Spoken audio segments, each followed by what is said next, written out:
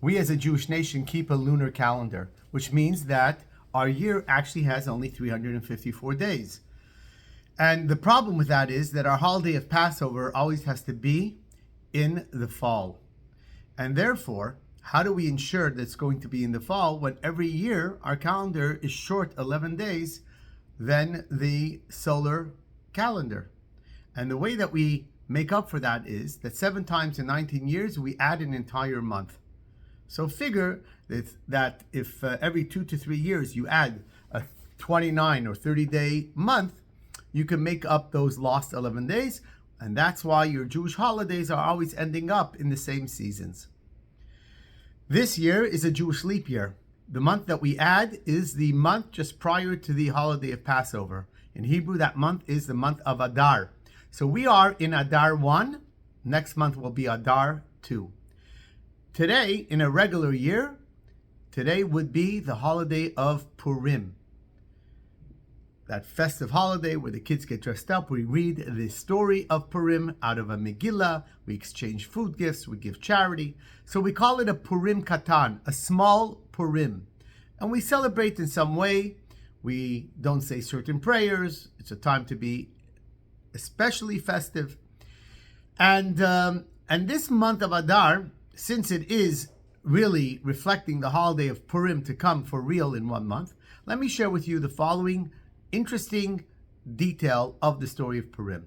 When Haman wanted to decide which month should be the month that he should destroy the Jewish people, he drew lots. And he figured he'll leave it up to chance. And which month was chosen to destroy the Jewish people? The month of Adar, the one actually that ultimately turned into a miracle for us, became a festive holiday, but initially he intended it to be the time of our destruction. He was very happy about that. Why was he happy? Because he knew historically that the month of Adar is the month that Moses died. And he figured if Moses, our great redeemer, our great sage and leader, died in the month of Adar, maybe that's proving to him that this is in fact not a good month for the Jewish people. But the Talmud says what he didn't realize is that Moses was born on the same day that he passed 120 years later. So not only did he pass in the month of Adar, he also died. He also was born in the month of Adar. In fact, our sages tell us, guess what? Moses passed away in Adar and he was born.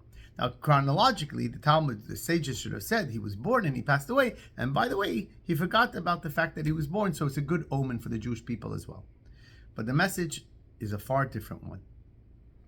And the message was that what Haman failed to realize is that Moshe was just one person, one redeemer for the Jewish people at one time. And that Moses, although he passed away, you're forgetting the fact that he was born. And when leaders like Moses are born, they do one thing. They grow the Jewish people in a way to ensure that even after his lifetime, they would have leaders that would be as befitting as he himself. And in fact, the sages tell us that Mordechai was really the Moses of his time, proving to us that really, when he pulled that lottery, and it was the month of Adar, he was telling Haman, who is too foolish to realize this, that the month that he picked is the perfect month. Because when Moses passed away, you're forgetting that he was born. What does that mean? He was born?